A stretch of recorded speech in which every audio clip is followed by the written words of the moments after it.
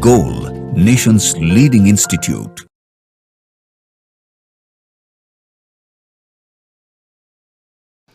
Hello students, आज मैं all India test series AITS का फ्लैशबैक एग्ज़ाम 28 जुलाई 2024 को जो हुआ है उसका सॉल्यूशन लेके मैं आया हूँ। मैं वेलकम करता हूँ आपको गोल इंस्टीट्यूट के इस डिजिटल प्लेटफॉर्म पे। तो मैं फिजिक्स के क्वेश्चंस को सॉल्व करने की शुरुआत करता हूँ। देखो बच्चों, फर्स्ट क्वेश्चन जो है, a screw gauge having 100 equal divisions and a pitch of length 1 millimeter is used to measure the diameter of a wire of length 7.5 centimeter. Screw gauge का क्वेश्चन है। स्क्रू गेज का question है, बोला गया कि एक स्क्रू गेज है, उसके CSD मतलब सर्कुलर स्केल डिवीजन की संख्या दे दी गई है 100 इक्वल डिवीजन, और pitch of length 1 millimetre is used to measure the diameter of wire of length 7.5 centimetre. मतलब एक वायर है, उस वायर की लेंथ दे दी गई है 7.5 सेंटीमीटर, लेकिन इस वायर का डायमीटर मेजर किया जा रहा है स्क्रू गेज से। The main scale reading is 1 millimetre and 60th circular division coincides with the main scale. Find the curved surface area of the wire in centimeter square to appropriate significant figures. Use pi is equal to 3.14. तो देखो students, सबसे पहले हम लोग क्या करते हैं इसमें,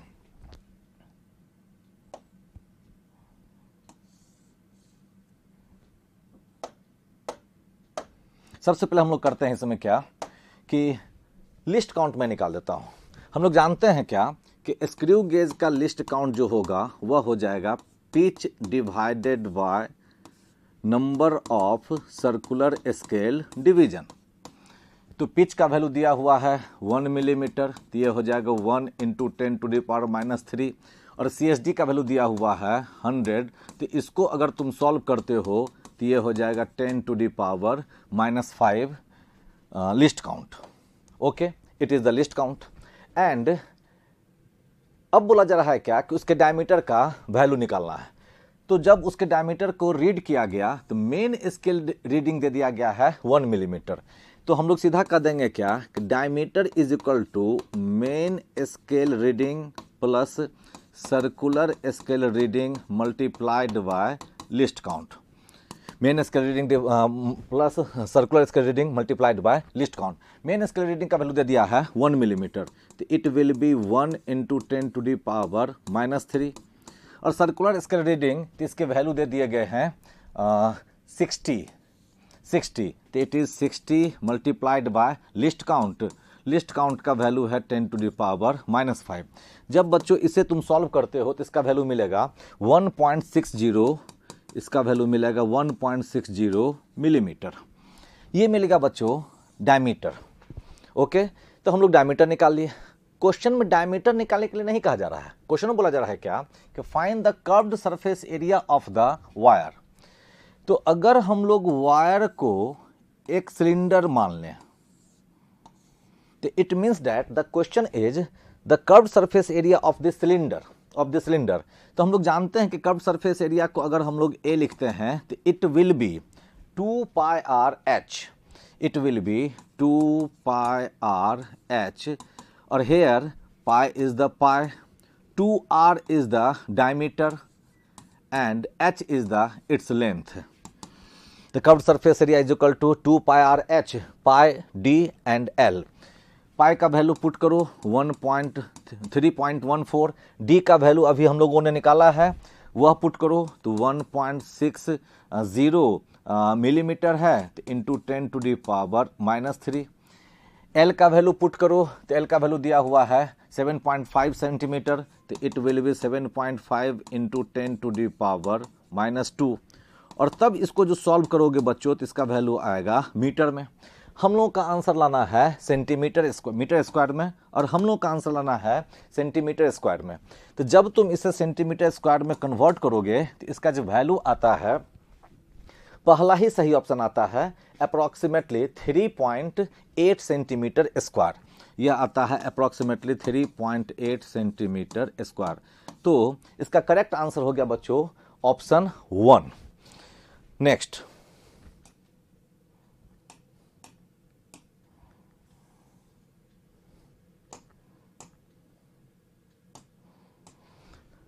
सेकेंड क्वेश्चन है बच्चों, if acceleration of particle at any time is given by a is equal to 40 + 3, calculate the velocity after 6 second if it starts from rest. एक पार्टिकल का एक्सेलरेशन का इक्वेशन दे दिया है 40 + 3। साफ दिख रहा है क्या कि एक्सेलरेशन कांस्टेंट नहीं है बल्कि वेरिएबल है, टाइम का फंक्शन दे दिया है। तब बच्चों तुमसे पूछा जा रहा है क्या कि 3 सेकेंड के बाद इसकी वेलोसिटी क्या होगी। तो हम लोग जानते हैं क्या कि acceleration can be written as dv/dt। So dv is equal to 80। दोनों तरफ अगर हम लोग इंटीग्रेट कर दें तो इधर लिखा जा सकता है t का वैल्यू 0 से 3 तक, और इधर लिखा जा सकता है v का वैल्यू 0 से v डैश तक। इसको अगर सॉल्व करते हो तो लेफ्ट साइड मिलता है v डैश, और राइट साइड अगर मैं सॉल्व करता हूं तो एक की जगह मुझे सब्स्टिट्यूट करना है, पुट करना है 40 + 3। ये हो जा रहा है dt, t इक्वल टू 0 से t इक्वल टू 3 तक। ओके, अब इसे हम लोग सॉल्व कर देते हैं। तो अब हम लोग इसे सॉल्व कर देते हैं तो ये हो जाना है 4t² डिवाइडेड बाय 2, ये हो जाना है 3/2। लोअर लिमिट है बच्चों 0 और अपर लिमिट है 3। इसे जब सॉल्व करोगे तो ये 2 ये 4 को कट कर दिया तो it will B 2t² plus 3t। अब लोअर लिमिट है 0, अपर लिमिट है 3, तो इट विल बी 2 3 का square plus 3 multiplied by 3।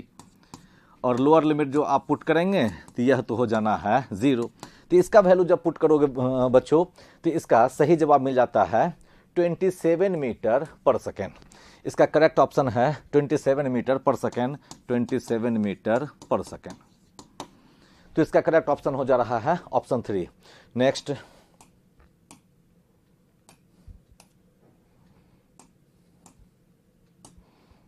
Question number 3, when particle moves in a straight line with increasing speed, the correct sign of acceleration a and velocity v can be। देखो बच्चों इसमें क्या है, basic question है। आपसे कह दिया गया क्या कि एक पार्टिकल इंक्रीजिंग स्पीड के साथ स्ट्रेट लाइन पर चल रहा है तो एक्सीलरेशन और वेलोसिटी का साइन क्या होगा। तो तुम जानते होगे बच्चे कि अगर इंक्रीजिंग स्पीड है तो इसका मतलब है कि वह मोशन कहलाएगा एक्सेलरेटेड, और एक्सीलरेटेड मोशन का मतलब हो जाता है क्या कि जिस डायरेक्शन में वेलोसिटी होगी उसी डायरेक्शन में एक्सीलरेशन भी होगा। तो सिंपल सा बात हो गई कि वेलोसिटी और एक्सीलरेशन का डायरेक्शन अगर सेम रह रहा है और हम लोग अपना एक कोऑर्डिनेट सिस्टम अटैच किए हुए हैं और उसके कारण उसमें साइन इनपुट हो रहा है, तो एक्सीलरेटेड मोशन के दौरान वेलोसिटी और एक्सीलरेशन दोनों ही का साइन सेम होना चाहिए, साइन सेम होना चाहिए। तो क्लियर है क्या कि ए में लिखा जा रहा है कि वेलोसिटी का साइन पॉजिटिव, एक्सीलरेशन का साइन पॉजिटिव, यह सही होगा। बी में सेकेंड ऑप्शन बोला जा रहा है कि वेलोसिटी का साइन नेगेटिव और एक्सीलरेशन का साइन भी नेगेटिव, यह भी सही होगा। तीसरा में बोला जा रहा है वेलोसिटी का साइन पॉजिटिव लेकिन एक्सीलरेशन का साइन नेगेटिव, नहीं, ये गलत होगा। तो आंसर तो होने हैं 1 और 2। चूंकि ऑप्शन नंबर 4 में यह बात कही जा रही है तो इसका करेक्ट ऑप्शन होगा ऑप्शन 4। नेक्स्ट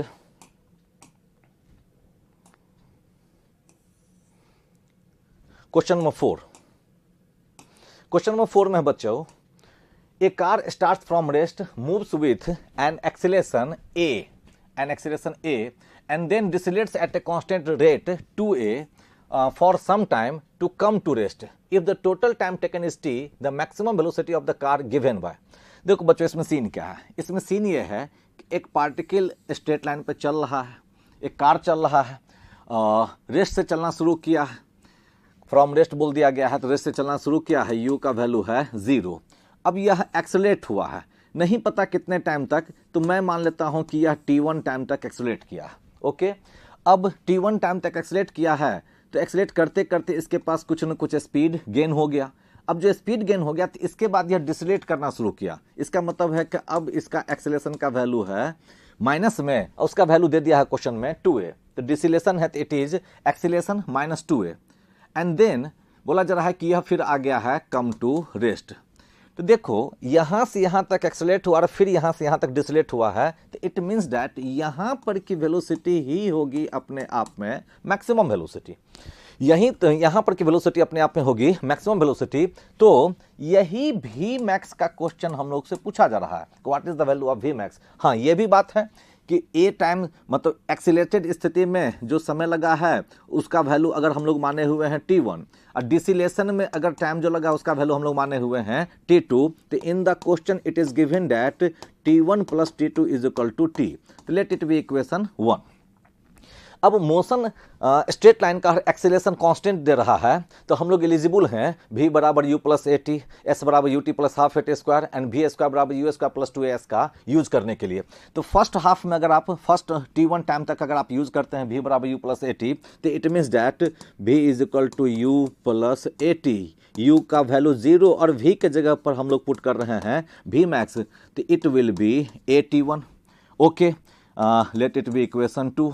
सेकेंड पोर्शन में भी हम लोग यूज कर सकते हैं v बराबर u प्लस ए टी, तो फाइनल वेलोसिटी इज 0, तो using v is equal to u plus A T, final velocity is 0, initial velocity is v max. a के जगह पर हम लोग पुट कर सकेंगे -2a और t के जगह पुट होगा t2। अब इसको अगर सॉल्व करोगे बच्चों तो it will be v max is equal to 2a t2, it will be equation 3। अब इक्वेशन 2 भी v मैक्स बता रहा है, इक्वेशन 3 भी v मैक्स बता रहा है, तो क्लियर है क्या, LHS बराबर बराबर, तो RHS बराबर बराबर, तो from 2 and 3 we can write AT1 is equal to 2a t2, a cancel out हो गया, तो it will be t1 is equal to twice of t2। तो बस फिर क्या है, इसका और इसका यूज करके हम लोग निकाल ले सकते हैं t1 एंड t2। तो फ्रॉम इक्वेशन 1 निकाला जा सकता है t1 प्लस, अब t1 के ही जगह मैं पुट कर देता हूं 2t2 और plus t2 is equal to t। तो यहां से हम लोग समझ पाते हैं कि t2 का वैल्यू हो जा रहा है t divided by 3।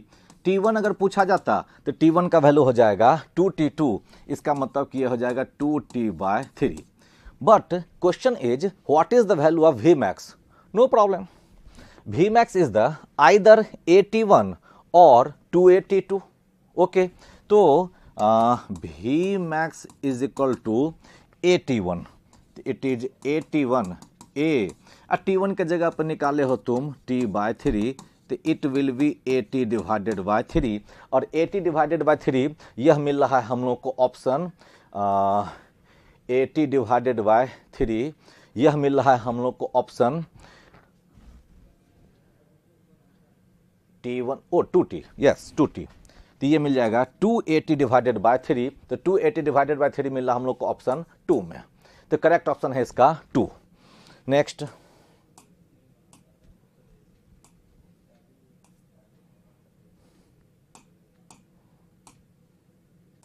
Question number 5। A body is projected vertically upward with a velocity of u. It crosses a point in its journey at a height h twice just after 2 seconds and 8 seconds. The value of u in meter per second is। अच्छा देखो बच्चों, ये question क्या है, ये question ये है क्या कि ये अर्थ सरफेस, यहाँ पर से एक बॉडी है, मान लिया जाए कि इसका मास m है, इसको ऊपर की ओर वर्टिकली अप उछाला गया, तो हम लोग जानते हैं कि यह एक मैक्सिमम हाइट पे जाएगा, मोमेंटली आएगा रेस्ट में, अब फिर यह रिटर्न जर्नी करेगा और आके फिर यहाँ स्ट्राइक करेगा। ओके, करेगा स्ट्राइक। अब इसी में किसी हाइट पे आप अगर देखोगे तो वाजिब यह बॉल 2 दफे गुजर रहा है, एक बार अपवार्ड मोशन के दौरान, दूसरे बार डाउनवर्ड मोशन के दौरान। तो एक बार यह ऊपर जाता हुआ गुजर रहा है और दूसरे बार यह नीचे आता हुआ गुजर रहा है। अगर तूने इसे उछाला था t इक्वल टू 0 पे, अगर हम लोगों ने उस बॉल को उछाला था t इक्वल टू 0 पे, और मैं मान ले रहा हूं क्या कि अपवार्ड के समय यह यहां से गुजर रहा है एट t1 पे और डाउनवर्ड के समय यह यहां से गुजर रहा है t2 पे, तो तुम पढ़े होगे बच्चों कि this t1 plus t2 will give you the time of flight of the ball, will give you the time of flight of the ball. A time of the flight of the ball means it will be 2u divided by g. Question में t1 का value दिया हुआ है, t2 का value दिया हुआ है, तो it is 2 plus 8 and it will B 2u divided by g। तो यहाँ से हम लोग u का वैल्यू निकाल सकते हैं, 2 प्लस 8 10 हुआ, मल्टीप्लाइड बाय जी, जी का वैल्यू भी 10 है और डिवाइडेड बाय 2, तो क्लियर है कि इसका वैल्यू हम लोग को मिल जाएगा 100 डिवाइडेड बाय 2 यानी कि 50 मीटर पर सेकेंड। और यह करेक्ट ऑप्शन जो है वह है ऑप्शन 4 में। तो क्वेश्चन नंबर 5 का करेक्ट ऑप्शन हो जा रहा है 4। नेक्स्ट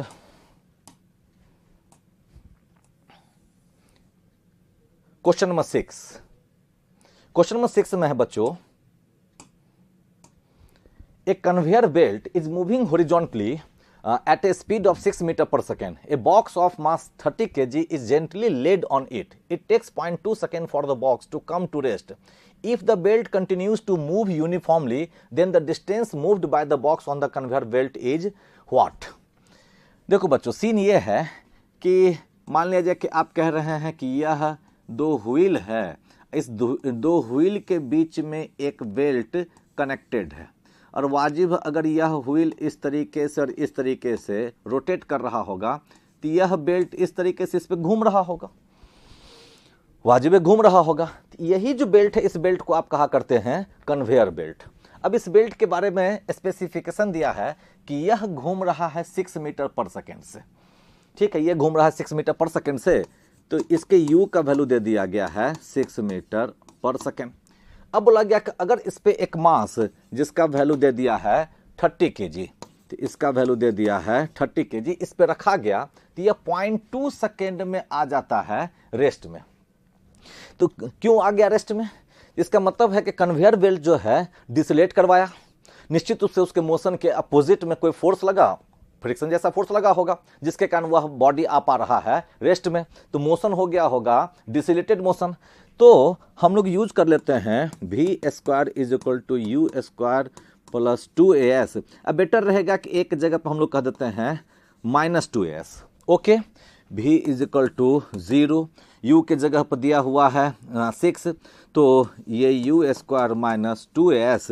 तो मैं यहाँ से पहले a का वैल्यू निकालता हूँ, तो it will be u² divided by 2s। According to question u is equal to 6, तो 6 मल्टीप्लाइड बाय 6, 2 इंटू s का वैल्यू दिया हुआ है, s का वैल्यू, अच्छा s का वैल्यू निकालना है हम लोग को, s का वैल्यू हम लोग को निकालना है। Okay, late it be equation 1। ठीक है, हम लोग यूज कर लेते हैं v is equal to u plus 80। तो v is equal to u plus 80, तो इट इज u माइनस 80, तो v के जगह पर 0, u माइनस 80, तो it will be a is equal to u divided by a। Question में u का value दिया है 6, u divided by t, t के जगह पर दिया है 0.2 सेकेंड, 0.2 सेकेंड, तो ये हो जाना है, डेसिमल हटेगा तो ये हो जाएगा 10, तो 60 डिवाइडेड बाय 2, तो इट विल बी 30 मीटर पर second square.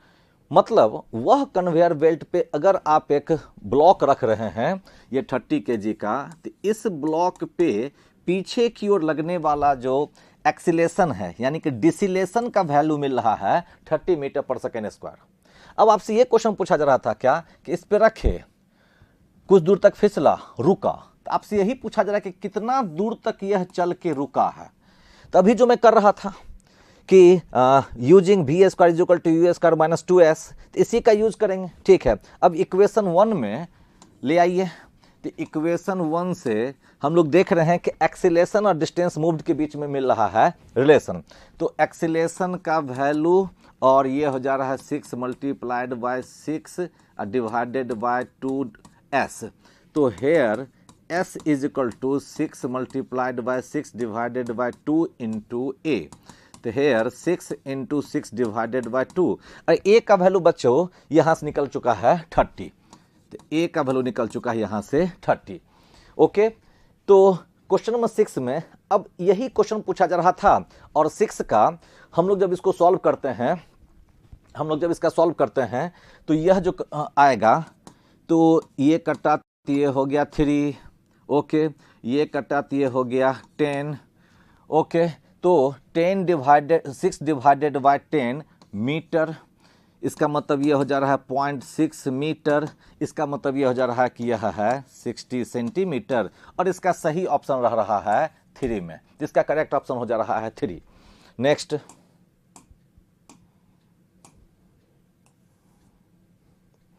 Question number 7, question number 7 में है बच्चों कि projectile is fired with initial velocity u is equal to 6 i cap plus 15 j cap metre पर second, where i cap and j cap are unit vectors along horizontal and vertical direction respectively. The horizontal range of projectile is. Common question है, simple question है। इस तरह के question practice session के दौरान तुम काफ़ी बनाए हुए होगे। हम लोग जानते हैं कि ट्रेडिशनल प्रोजेक्टाइल में रेंज अगर पूछा जाएगा तो range will be 2 multiplied by U X multiplied by U Y divided by A Y का मॉड। हाँ ठीक है, 2 multiplied by U X U Y divided by A Y का मॉड। तो यू एक्स के जगह पर दिया 2 मल्टीप्लाइड बाई यू एक्स के जगह पर 6 है, यू वाई के जगह पर 15 है। और हम लोग जानते हैं कि projectile motion is the example of 2 dimensional motion with constant acceleration and this acceleration is minus G, means G vertically downward. तो mod of a y is the G, जिसके जगह पर हम लोग को पुट करना है क्वेश्चन के हिसाब से 10। तो क्लियर है क्या कि ये कटा तो ये हो जा रहा है 5, ये कटा तो ये हो जा रहा है 3। ओके, तो यहाँ से मिल जा रहा है हम लोगों को 18 मीटर, यहाँ से मिल जा रहा है हम लोगों को 18 मीटर, और 18 मीटर का ऑप्शन दिख रहा है ऑप्शन 1 में। तो क्वेश्चन नंबर 7 का करेक्ट ऑप्शन हो गया 1। नेक्स्ट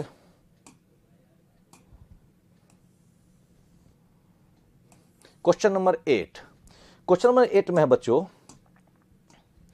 कि the velocity of a particle at t equal to 0 is 6 i cap plus 8 j cap metre पर सेकेंड, मीन्स इनिशियल वेलोसिटी दे दिया है। And constant acceleration is a is equal to 4 i cap plus 6 j cap metre पर second square, means constant acceleration भी दे दिया है। Find the displacement of the particle at t equal to 2 second. Okay, तो यह जो question है यह क्वेश्चन हो जा रहा है 2 dimensional motion with constant acceleration का, और आपसे पूछा जा रहा है डिस्प्लेसमेंट।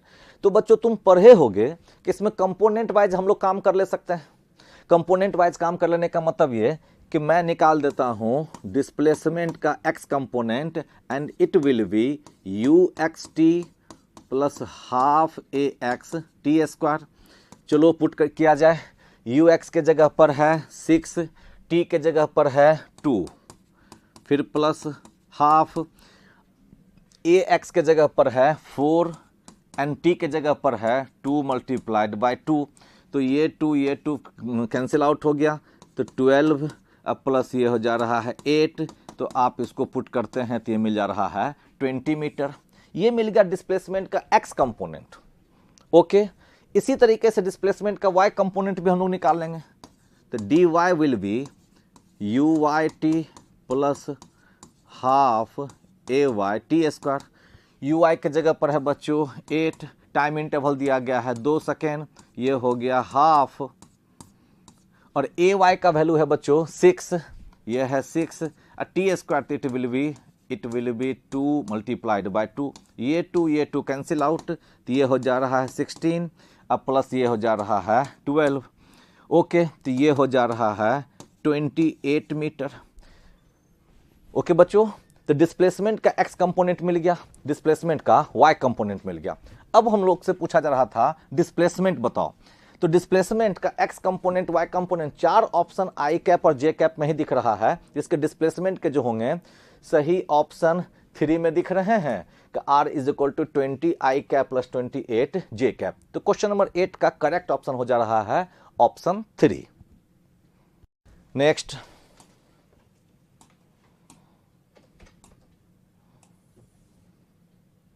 क्वेश्चन नंबर 9, क्वेश्चन 9 में है बच्चों a particle A is projected vertically upwards, another particle B of same mass is projected at an angle of 30 degree, both reach the same height, the ratio of initial kinetic energy of A to that of B. Means कि scene कुछ ऐसा visualise है, 2 object है, 2 particle है, एक है ए दूसरा है बी। ए को ऐसे आप उछालें और बी को जो उछाले तो किसी एंगल पे उछाले। ओके, अब ए भी अपने एक मैक्सिमम हाइट तक गया और फिर लौट के आया, यहाँ से फिर लौट के आया, नीचे आके टकराया, और बी चूंकि प्रोजेक्टाइल जैसा है तो ये यहाँ पे कहीं पर जाकर टकराया। ठीक है, क्वेश्चन में बोल दिया गया कि यह ए जितना हाइट अटेंड किया है, अब बी जो मैक्सिमम हाइट अटेंड किया है, इन दोनों ही के वैल्यू इक्वल हैं, इन दोनों ही के वैल्यू इक्वल हैं। बोला हुआ है question both reach the same height, इन दोनों ही के वैल्यू इक्वल हैं। तो देखो बच्चों, मैं मान लेता हूं क्या कि इसको मैं उछाला था यूए से, इसको मैं उछाला था यूबी से, यह एंगल दे दिया है क्वेश्चन में 30 डिग्री, 30 डिग्री। तो दोनों के हाइट को इक्वेट कर दी जाए। We know that in this case height is U square divided by 2g, and in this case height is U square sine square theta divided by 2g। Okay, here UA, here UB, 2g cancel out हो गया, it will be UA square is equal to UB square, and theta के जगह पर हम लोग put करेंगे 30, तो sign 30 हो जाता है 1/2, तो इट विल बी 1/2 का स्क्वायर, तो 1/4, तो UA square is equal to हो जा रहा है UB स्क्वायर डिवाइडेड बाय 4। लेकिन हम लोगों से क्वेश्चन पूछा जा रहा है क्या कि इनिशियल काइनेटिक एनर्जी का रेशियो बताओ, इनिशियल काइनेटिक एनर्जी का रेशियो बताओ। तो इनिशियल काइनेटिक एनर्जी का रेशियो जो हो जाना है वो हो जाना है हाफ m UA का square divided by half m UB का स्क्वायर। हाफ m हो गया कैंसिल आउट, तो इट विल बी UA का स्क्वायर डिवाइडेड बाय UB का स्क्वायर। और यहां तुम अभी निकाले हो कि UA का स्क्वायर हो जाएगा UB स्क्वायर डिवाइडेड बाय 4, तो it will B UB square divided bye 4 और डिवाइडेड बाय UB स्क्वायर, ये कट गया तो मिल रहा है 1 डिवाइडेड बाय 4, ये मिल रहा है 1 डिवाइडेड बाय 4। तो क्वेश्चन नंबर 9 का करेक्ट ऑप्शन दिख रहा है पहला ही ऑप्शन 1/4। नेक्स्ट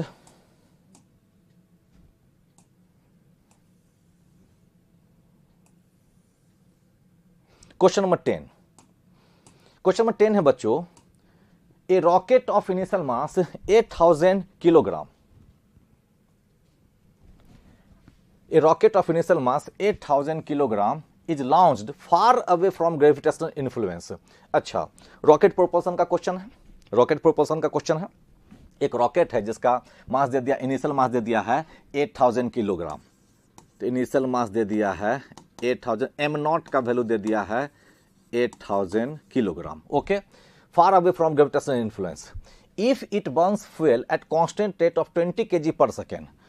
अब इसका जो मास इससे एग्जॉस्ट हो रहा है उसका रेट दे दिया है 20 kg पर second. Okay, and eject gases which exhaust speed of 15 kilometre पर सेकेंड। V का वैल्यू है 15 किलोमीटर पर second. Okay, then what will be the acceleration of the rocket 1 minute after the blast. मतलब जैसे ही वो लॉन्च हुआ है तो लॉन्च होने के 1 मिनट के बाद इस रॉकेट का एक्सीलरेशन क्या होगा। तो पहले हम लोग ये निकाल लेते हैं कि इस रॉकेट का पर फोर्स कितने लग रहे हैं। और बच्चों तुम जानते होगे कि यह वेरिएबल मास का कॉन्सेप्ट होता है, ये वेरिएबल मास का कॉन्सेप्ट होता है। चूंकि ग्रेविटेशनल इन्फ्लुएंस की बात इसमें नहीं हो रही है तो mg के इफेक्ट को हम लोग नहीं इंक्लूड करेंगे। तो इस f का जो वैल्यू होगा वह होगा v dm/dt। तो v का वैल्यू दिया हुआ था 15, तो 15 × 10⁻³ dm/dt का वैल्यू दे दिया है 20 है। क्लियर, तो ये हो जा रहा है 300 × 10⁻³ न्यूटन। ओके, तो उस रॉकेट पे इतने फोर्स लग रहे हैं। अब ये भी पता कर लिया जाए पहले कि 1 मिनट पे इसके पास मास कितना होगा। तो बच्चों उस समय का जो मास होगा, तो इनिशियल मास तो था 8000, और तुम देख रहे हो क्या कि 1 सेकेंड में 20 kg मास उसका घट रहा है। तो 1 मिनट में यानी 60 सेकेंड में उसके मास कितने घट गए होंगे। तो क्लियर है कि ये हो जाना है 20 × 60, तो ये है 8000 माइनस ये हो जा रहा है 1200, तो it will B 6800 kg। Okay, तो उस समय का मास ये है। तो बच्चों फोर्स इतना लग रहा है, मास इतना है, तो उस वक्त रॉकेट का एक्सीलरेशन जो होगा it will B force divided by mass.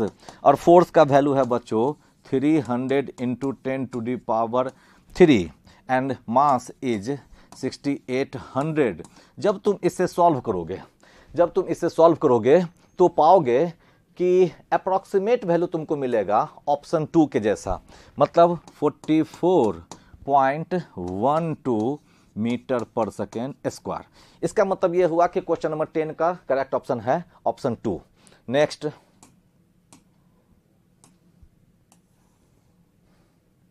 Question number 11। Question number 11 में बच्चों एक फिगर दिया है, मैं पढ़ता हूं। The figure shows the position time graph of one dimensional motion of body of mass 0.6 kg। The magnitude of each impulse is. Okay, अब इस ग्राफ को तुम गौर से अगर देखोगे तो पता चलेगा क्या, 0 से 2 सेकेंड, 2 से 4 सेकेंड, और अगेन रिपीटेटिंग है, 2-2 सेकेंड का टाइम इंटरवल चल रहा है। तो क्लियर है कि, और हम लोग जान रहे हैं कि पोजीशन टाइम कर्व दिया गया है, तो पोजीशन टाइम कर्व का जो स्लोप होता है वह होता है वेलोसिटी। तो 0 से 2 सेकेंड तक का वेलोसिटी ये हो गया, और 2 से 4 सेकेंड तक की वेलोसिटी इसका tan थीटा हो जाएगा। तो अगर हम लोग पहले ये निकाल देते हैं कि 0 से 10 सेकेंड में जो वेलोसिटी होगा तो इसका वैल्यू दिख रहा है 12 divided by 2, it means 6 metre पर सेकेंड। एंड 2 से 4 सेकेंड का अगर निकालते हैं v डैश, तो यह हो जा रहा है -12 डिवाइडेड बाय 2, तो यह हो जा रहा है -6 मीटर पर सेकेंड। है क्लियर? यानी कि यह पता चल रहा है कि दूसरे सेकेंड पे वेलोसिटी में हो रहा है चेंज, 6 मीटर पर सेकेंड से टकराता है और -6 मीटर पर सेकेंड उसकी वेलोसिटी हो जा रही है। तो इससे हम लोग ये इंटरप्रेट कर सकते हैं क्या, कि एक बॉल आया और परपेंडिकुलरली टकराया और उसी स्पीड से लौट गया, क्योंकि देखो ना बच्चों, टकराने की वेलोसिटी है मतलब इनिशियल वेलोसिटी है 6 और फाइनल वेलोसिटी है -6। तो बच्चों तुम पढ़े होगे कि अगर कोई बॉल टकराया और उसी डायरेक्शन में लौट आता है तो चेंज इन मोमेंटम का वैल्यू हुआ करता है 2 mv के बराबर। चेंज इन मोमेंटम का वैल्यू हुआ करता है 2 mv के बराबर। तो चेंज इन मोमेंटम तो 2 m के जगह पर दिया हुआ है 0.6, m के जगह पर दिया हुआ है 0.6, और v के जगह पर जिस स्पीड से टकराया है लौट आया है तो वो स्पीड है 6, तो ये हो जा रहा है 6। तो इट विल बी, डेसिमल हटा, ओके, तो ये हो जा रहा है, तो चेंज इन मोमेंटम मिला। और चेंज इन मोमेंटम जो मिलेगा यही तो कहा जा रहा है इम्पल्स। तो इसको जब तुम सॉल्व करते हो तो ये हो जा रहा है 72 divided by 10 and it will B 7.2। Change in momentum और इम्पल्स का यूनिट होता है न्यूटन सेकेंड, तो it will B 7.2 Newton second. तो मैग्नीट्यूड ऑफ ईच इम्पल्स 7.2 और 7.2 है ऑप्शन 2 में। तो क्वेश्चन नंबर 11 का करेक्ट ऑप्शन है ऑप्शन 2। नेक्स्ट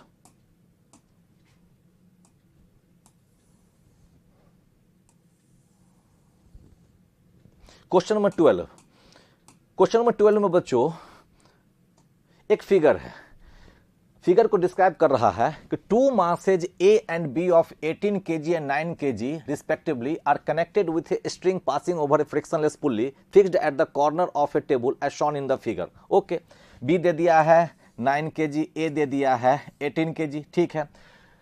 और A और सरफेस के बीच में सरफेस रफ है और फ्रिक्शन कोएफिशिएंट का वैल्यू दे दिया है 0.3। क्वेश्चन है the minimum mass of C that may be placed on A to prevent from moving. मतलब क्या, अभी तुम अगर C इस पे नहीं डालते, छोड़ते, तो यह B नीचे चलता और A भी इधर आता, फिसलना शुरू करता, ठीक है, शायद फिसलने लग जाता, यानी कि इस पे इधर नीचे की ओर फोर्स लगता MBG के बराबर। यहाँ टेंशन, यहाँ टेंशन, यहाँ टेंशन, यहाँ टेंशन, इस टेंशन के विरोध में यहाँ लगता फ्रिक्शन, हो सकता है कि यह फ्रिक्शन अभी टेंशन से छोटा हो और यह नीचे फिसलने लग जाता, एक्सीलेट हो जाता। लेकिन बोला गया क्या कि इस पर तुम एक और वजन बढ़ा दो, एक ब्लॉक बढ़ा दो, C रख दो। तो तुमसे यही पूछा जा रहा है कि C का वैल्यू कितना लिया जाए ताकि अब A सरफेस पर स्लाइड करना बंद हो जाए। तो देखो बच्चों, हम लोग जानते हैं क्या कि Fs मैक्स का वैल्यू होता है म्यू इंटू n। ओके, ये हो जाएगा म्यू इंटू n। अब क्या है कि अगर सिर्फ पहले A रहता तो उस समय का नॉर्मल फोर्स जो होता वो होता A के वेट के बराबर, अब तो तुम उस पर सी भी रख दे रहे हो, तो सी रख दे रहे हो तो तुम जानते होगे क्या, अब नॉर्मल फोर्स हो जाएगा ए और सी के वेट के बराबर, यानी कि एन का वैल्यू यहां लिखना पड़ जाएगा 18 प्लस मास ऑफ सी। और देखो बच्चों, प्रिवेंट स्लाइडिंग हो रही है, तो इसका मतलब कि यह एफएस इस वेट को कर रहा होगा counter balance. Actually MBG counter balance हो रहा होगा टेंशन के द्वारा, और यह टेंशन काउंटर बैलेंस हो रहा होगा एफएस मैक्स के द्वारा। चूंकि टी का वैल्यू एमबीजी के बराबर है, तो मैं कह पा रहा हूं क्या कि यह एफएस मैक्स हो जा रहा होगा एमबीजी के बराबर। तो बस बच्चों, यहां पर म्यू, यहां पर है 18 प्लस ये हो जा रहा है मास ऑफ सी, और मास ऑफ बी तो हम लोग को दिया हुआ है क्वेश्चन में 9, मतलब 9 kg, तो इट विल बी 90। म्यू का भी वैल्यू दिया हुआ है 0.3, तो it will be 0.3 18 plus mass of C is equal to it will be 90। तो इसको सॉल्व करके हम लोग को निकाल देना है सी का मास। इसको सॉल्व करके हम लोग को निकाल देना है सी का मास, और जब तुम इसे निकालोगे इसका वैल्यू पाओगे 12 kg के बराबर। इसका वैल्यू पाओगे 12 kg के बराबर। इस मतलब क्या कि इसका करेक्ट ऑप्शन है ऑप्शन 4। नेक्स्ट,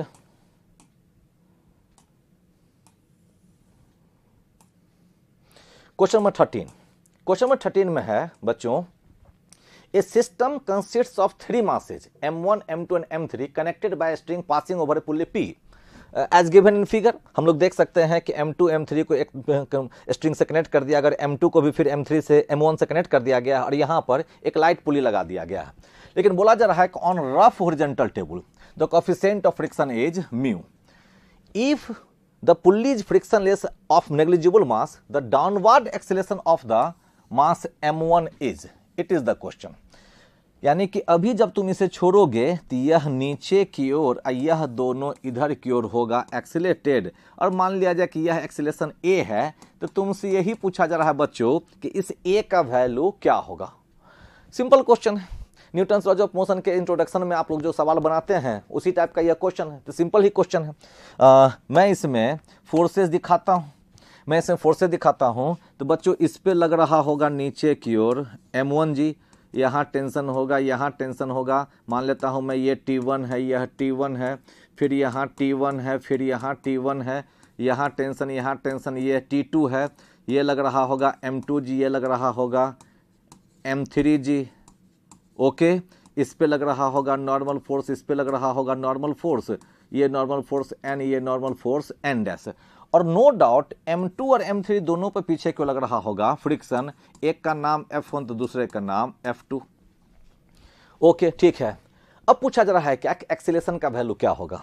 तो देखो बच्चों, इससे तुम चाहो तो अलग अलग सिस्टम मान के M1 को सिस्टम मान के, M2 को सिस्टम मान के, M3 को सिस्टम मान के इक्वेशन जनरेट कर सकते हो और फिर उसको सॉल्व करके जवाब दे सकते हो। लेकिन मैं क्या करता हूं, इस तीनों को मिला के एक सिस्टम मान लेता हूं। तो देखो, तो इस सिस्टम पे लगने वाले जो फोर्सेज हैं बच्चों, इस सिस्टम पे लगने वाले जो फोर्सेज हैं बच्चों, तो इधर की ओर F1 F2 है और नीचे की ओर इधर M1 जी है, जो मोशन के लाइन के अलोंग दिख रहा है। तो मोशन के लाइन के अलोंग या उसके अपोजिट में लग रहा है F1 F2 और M1 जी। तो बच्चों मैं लिख देता हूं क्या कि acceleration is the, it is the M1 G minus F1 minus F2 divided by total mass. तो total mass means M1 plus M2 plus M3। अब अकॉर्डिंग टू क्वेश्चन M1 का वैल्यू दिया हुआ है 2m और M2 M3 का value है mm। तो M1 का वैल्यू दिया हुआ है 2m, तो ये हो गया बच्चों 2mg माइनस F1 होगा म्यू इंटू N1, और N1 का वैल्यू है M2g के बराबर, N डैश का वैल्यू भी है M3g के बराबर। तो ये हो जाना है वैल्यू म्यू और mg प्लस mg, तो ये हो जाएगा 2mg और डिवाइडेड बाय टोटल मास, तो ये 2m mm, तो ये हो जाएगा 4m। तो बच्चों इसे जब सॉल्व करोगे तो आफ्टर सिंप्लीफिकेशन इसका वैल्यू तुमको मिलेगा इस 4 के बराबर, यानी इसका वैल्यू मिलता है G 1 minus mu divided by 2, यानी कि क्वेश्चन नंबर 13 का करेक्ट ऑप्शन रह रहा है 4। Next,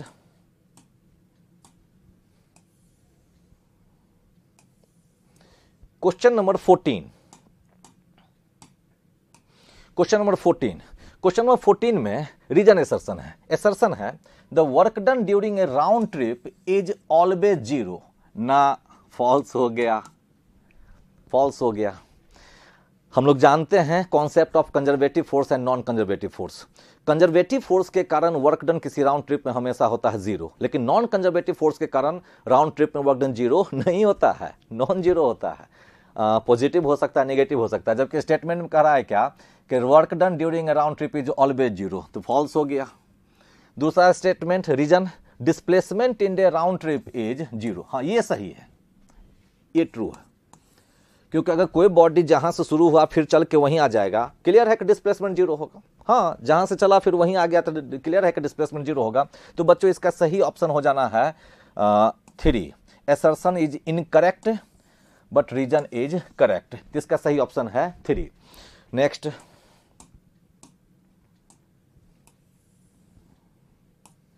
question number 15। A car moves on circular road. It describes equal angles about the center in equal intervals of time. Okay, एक car circular road पे move कर रहा है। जानकारी दे दी गई है क्या कि इक्वल टाइम इंटरवल में वह सेंटर पर इक्वल एंगल सबटेंड कर रहा है। तो जब इसको तुम अच्छे तरीके से सोचोगे बच्चों, तो इससे यह इंटरप्रेट होगा क्या कि इस कार का मोशन हो जा रहा है यूनिफॉर्म सर्कुलर मोशन। हाँ, इसका मोशन हो जा रहा है यूनिफॉर्म सर्कुलर मोशन। इसका मतलब यह है क्या कि वह कार यूनिफॉर्म सर्कुलर मोशन दिखा रहा है। अब तुमसे पूछा जा रहा है कि which of the following statement about the velocity of the car is true, मतलब उसके वेलोसिटी के बारे में पूछा जा रहा है कि क्या सही होगा। ठीक है, तो यूनिफॉर्म सर्कुलर मोशन है, इसका सीधा मतलब होगा क्या, स्पीड कांस्टेंट रहने जा रहा है, और वेलोसिटी तो वेक्टर क्वांटिटी है तो उसके मैग्नीट्यूड कांस्टेंट रहेंगे, लेकिन डायरेक्शन तो उसका चेंज होता रहेगा। तो वेलोसिटी के बारे में अगर हम लोग देखें तो velocity is directed toward the centre of the circle, no, गलत। Magnitude of velocity is not constant, गलत। Magnitude of velocity is constant but direction changes, सही। बोथ मैग्नीट्यूड डायरेक्शन चेंजेस, गलत। तो बच्चों इसका सही ऑप्शन है ऑप्शन 3। नेक्स्ट,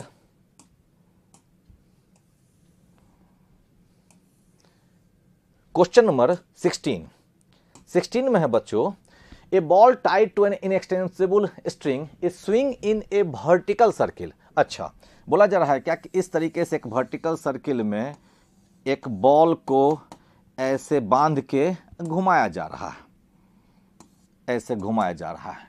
ठीक है, the physical quantity that remains constant is, यानी इस मोशन के दौरान कौन सा फिजिकल क्वांटिटी कांस्टेंट रह रहा है। तो देखो बच्चों, पहला बोला जा रहा है earth pull on the wall.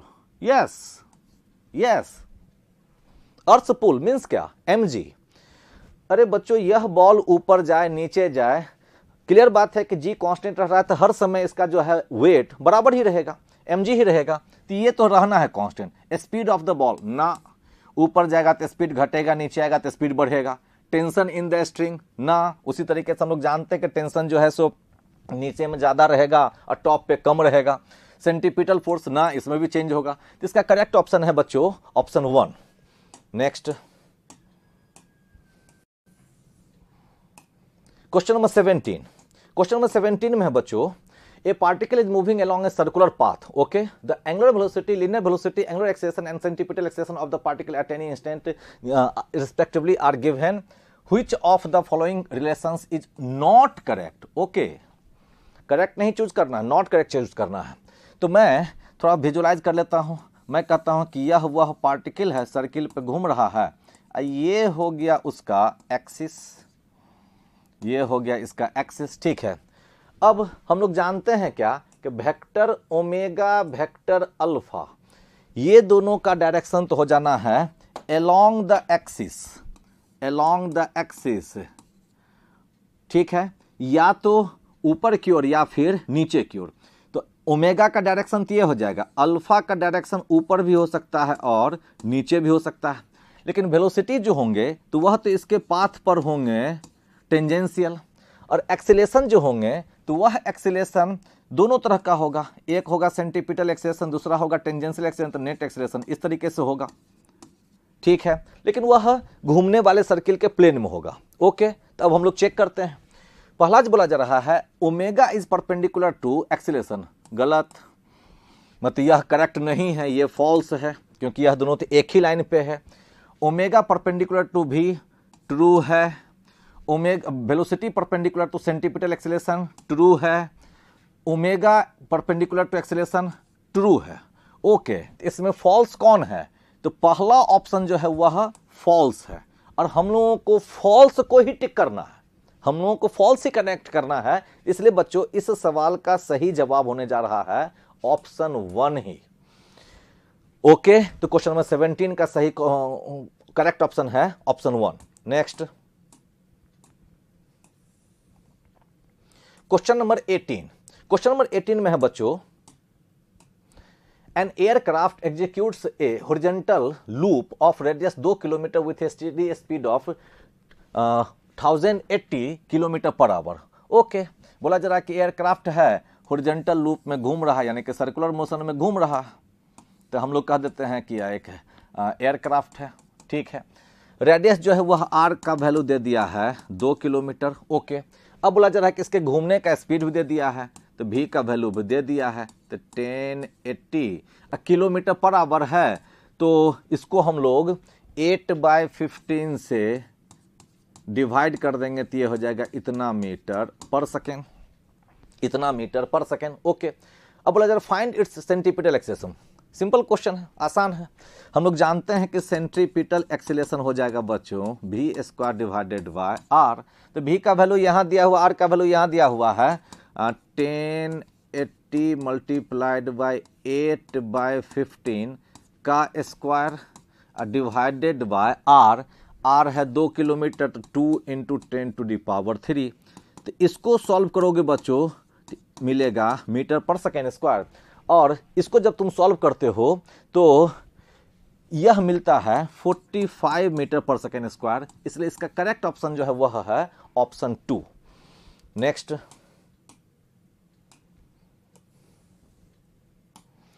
Question number 19। Question number 19 में है बच्चों, on a frictionless surface a block of mass m moving at speed v collides elastically with another block of mass same mass m which is initially at rest. After collision, the first block moves at an angle theta to its initial direction and has a speed of v/4. The second block's speed after the collision is. Okay, हम लोग जानते हैं कि collision का कोई भी question रहता है तो उसमें सबसे पहले यूज किया जाता है लीनियर मोमेंटम कंजर्वेशन लॉ, और अगर कॉलिजन इलास्टिक रहता है तो साथ में यूज करना रहता है काइनेटिक एनर्जी कंजर्वेशन लॉ। इस क्वेश्चन में I think kinetic energy conservation law लागू कर दिया जाए तो बन जाएगा। तो इनिशियल काइनेटिक एनर्जी बराबर फाइनल काइनेटिक एनर्जी। तो बच्चों इनिशियल काइनेटिक एनर्जी मैं लिख दे रहा हूँ ½ m, और वो मूव कर रहा था v से, तो ये हो जाएगा ½ m v²। Final kinetic energy it will B ½ m, और यह v/4 से चल रहा है, और सेकेंड पार्टिकल जो है सेकेंड ब्लॉक का जो होगा वो हो जा रहा ½ m। अब मैं मान ले रहा हूँ कि उसका स्पीड है v डैश, तो ½ m v डैश का स्क्वायर। तो initial kinetic energy and this is the final kinetic energy of the system. अब मैं इसे सॉल्व करता हूँ तो m हाफ हो गया कैंसिल आउट, तो it will be v² is equal to v² divided by 16 plus it is the v dash का स्क्वायर। ओके, तो यहाँ से आप निकाल लेते हो v डैश का स्क्वायर, तो v² minus v² divided by 16। और बच्चों जब इसको तुम सॉल्व करोगे तो इसका सही ऑप्शन मिलेगा ऑप्शन 4। तो क्वेश्चन नंबर 19 का करेक्ट ऑप्शन है option 4। Next question number 20। Question number 20 है बच्चों, a body of mass 4 kg is throne vertically up with a kinetic energy of 1200 joule. Okay,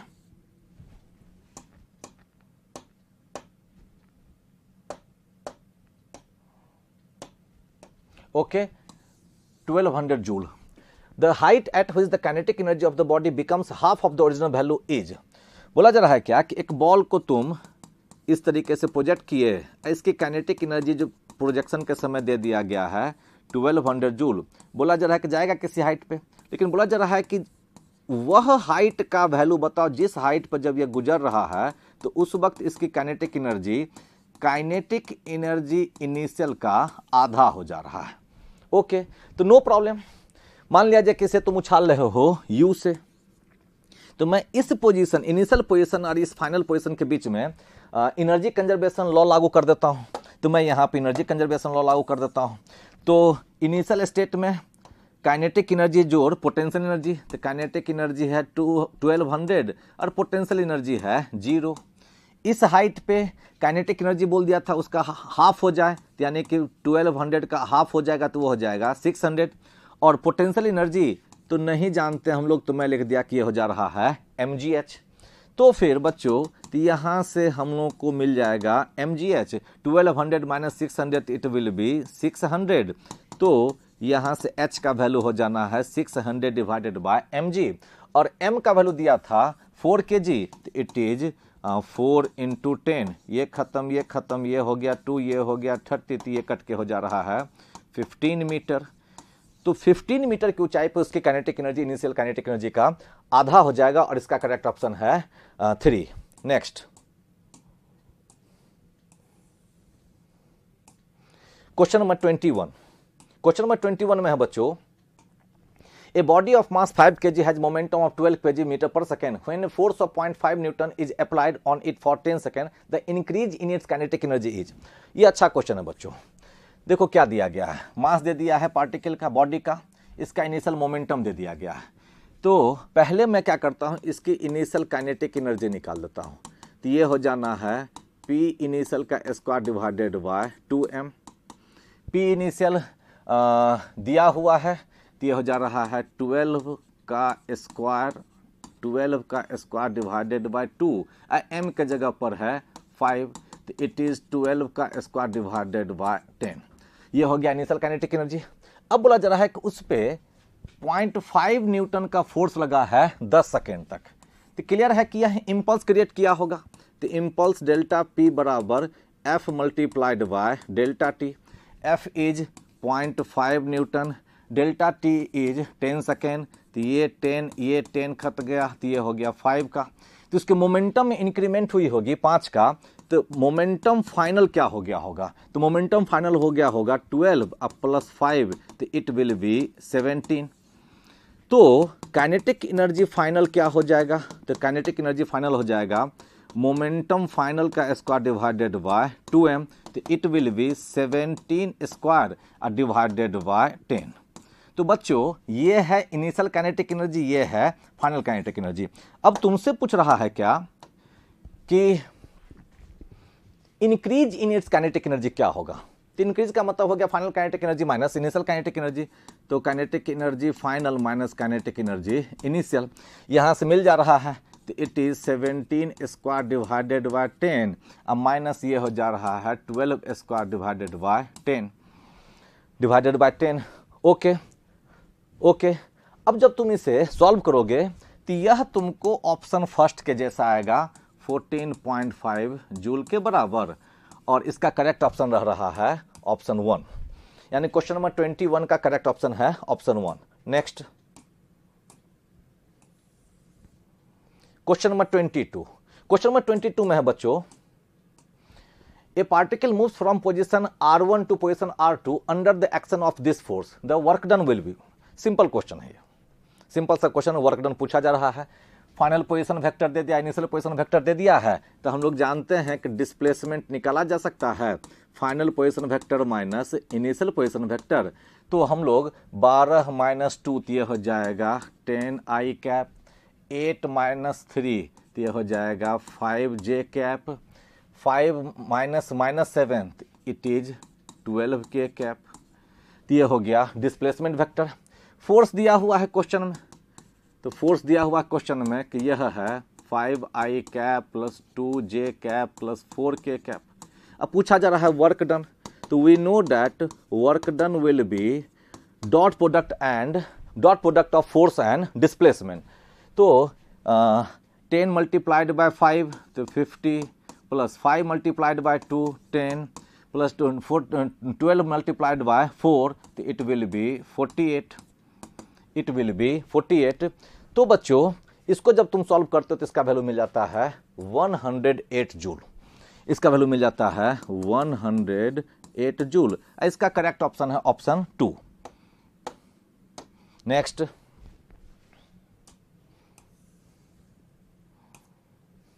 question number 23।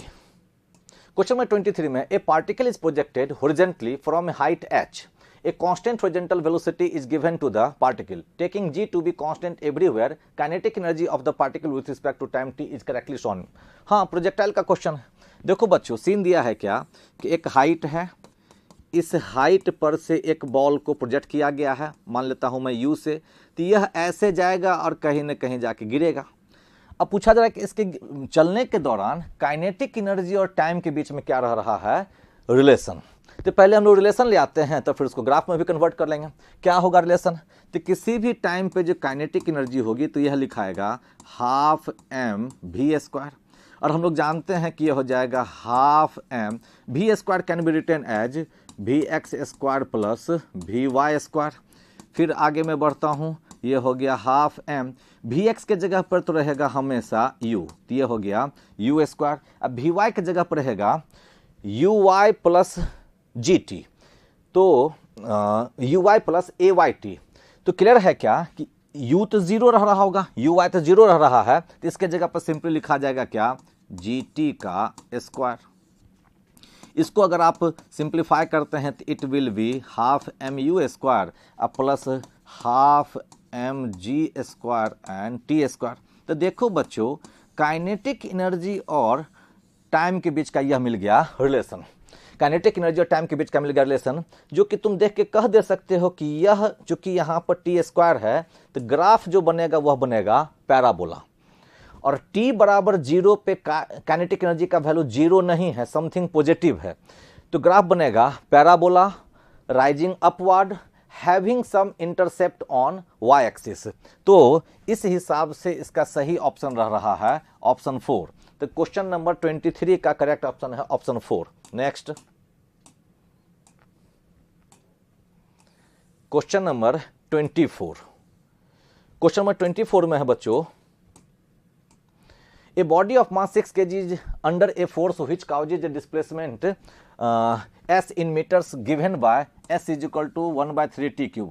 Work done by the force in 3 seconds is no problem। देखो s का equation दे दिया है t cube बटे 3, इसको अगर हम लोग डिफरेंशिएट कर देंगे तो मिल जाएगा हम लोग के पास स्पीड का, तो ये हो जाना है 3t square divided by 3, cut गया तो ये हो गया क्या t स्क्वायर। तो यहाँ से हम लोग काइनेटिक एनर्जी का एक्सप्रेशन अगर लिख लेते हैं तो ये हो जाता है हाफ एम वी स्क्वायर, तो it will be half m, अब भी के जगह टी स्क्वायर रखते हो तो ये हो जाएगा टी पे पावर 4। क्यों मैं निकाला काइनेटिक एनर्जी, इसलिए मैं निकाला क्योंकि जब पूछा जा रहा है वर्क डन, तो वर्क एनर्जी थ्योरम से तुम जानते हो कि work done can be written as change in kinetic energy. तो जो वर्क डन पूछा जा रहा है तो इसको लिखा जा सकता है के फाइनल माइनस के इनिशियल, और के इनिशियल तो है बच्चों 0, तो इट विल बी ओनली के final and it will B 2m t पे पावर 4। तो फाइनल टाइम में पुट कर देता हूँ, फाइनल टाइम है 3 सेकेंड, तो ये हो गया हाफ m का वैल्यू दिया हुआ है 6 kg, ये है 3 पे पावर 4, यह है 3 पे पावर 4। तो इसको जब तुम सॉल्व करते हो बच्चों तो तुमको मिलेगा 243 जूल, तुमको मिलेगा 243 जूल। इसका करेक्ट ऑप्शन है ऑप्शन 3। नेक्स्ट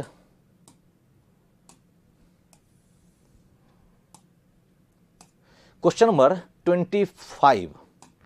क्वेश्चन नंबर 25, तो क्वेश्चन नंबर 25 में है if W represents the work done then match the 2 columns. अच्छा, वर्क डन W दिखा दिया है और A में सिचुएशन दिया है और दूसरे कॉलम में वर्क डन का वैल्यू 0 होगा कि निगेटिव होगा कि पॉजिटिव होगा, ये पूछा जा रहा है। ओके, तो देखो बच्चों मैं पढ़ना शुरू करता हूं। Force is always along the velocity. अच्छा, अगर फोर्स ऑलवेज रहेगा along the velocity, it means that work done positive होगा। तो वर्क डन पॉजिटिव होगा, तो ए का तो सही ऑप्शन दिख रहा है हम लोगों को 3 होना चाहिए। फिर B, force is always perpendicular to velocity ना, अगर फोर्स ऑलवेज परपेंडिकुलर वेलोसिटी तो इसका मतलब फोर्स डिस्प्लेसमेंट पर भी ऑलवेज परपेंडिकुलर हो जाएगा, और तब फोर्स और डिस्प्लेसमेंट के बीच का एंगल 90 डिग्री हो जाएगा, तो वाजिब है वर्क डन हो जाएगा 0। तो वर्क डन हो जाना है 0। तो 2 का करेक्ट ऑप्शन तो दिख रहा है बी का 1। Force is always opposite to velocity, yes, force अगर ऑलवेज अपोजिट टू वेलोसिटी है तो इसका मतलब डिस्प्लेसमेंट का भी डायरेक्टली अपोजिट है, तो वर्क डन होगा निगेटिव में। तो वर्क डन होगा निगेटिव में, तो सी का ऑप्शन हो जाना चाहिए 2। डी में है the object is stationary, okay, but the point of application of the force moves on the object ना, ऑब्जेक्ट स्टेशनरी है और उस पर जो फोर्स लग रहा है उसका जो पॉइंट है वह मूव कर रहा है, लेकिन point of application of the force में तो डिस्प्लेसमेंट नहीं हो रहा है ना। इसका मतलब यह है कि इस सिचुएशन में भी वर्क डन होगा 0, और इसका भी सही ऑप्शन रहेगा 1। अब अगर ये हम लोग देखें कि ए का 3, बी का 1, सी का 2 और डी का 1, तो यह हम लोग को दिख रहा है ऑप्शन 1 में ही, यह हम लोग को दिख रहा है ऑप्शन 1 में ही, तो करेक्ट ऑप्शन हो जा रहा है इसका ऑप्शन 1। Next,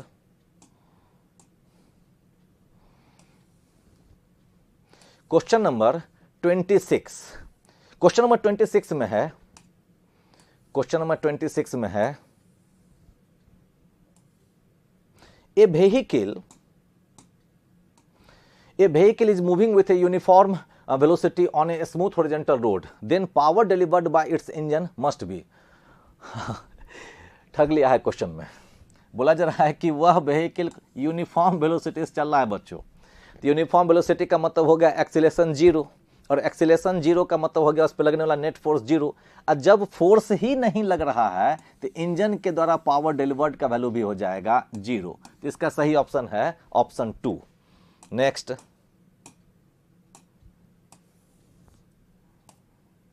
question number 27।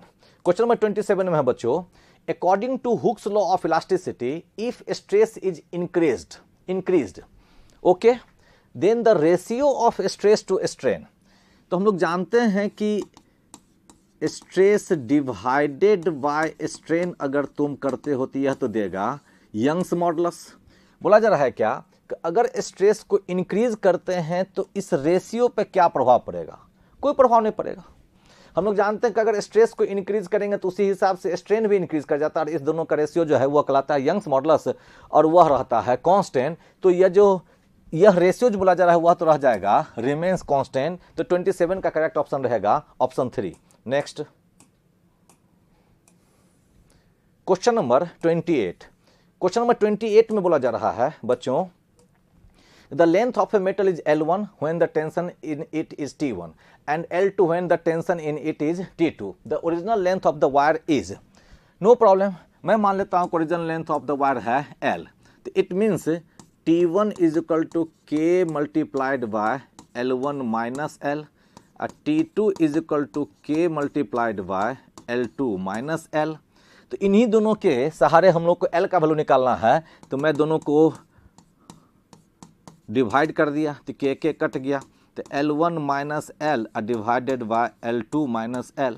अब इसको क्रॉस मल्टीप्लिकेशन में करता हूँ तो T1 ये हो जाएगा L2 minus L is equal to हो जा रहा है T2 L1 माइनस L। अब इसी को सिंप्लीफाई करना है।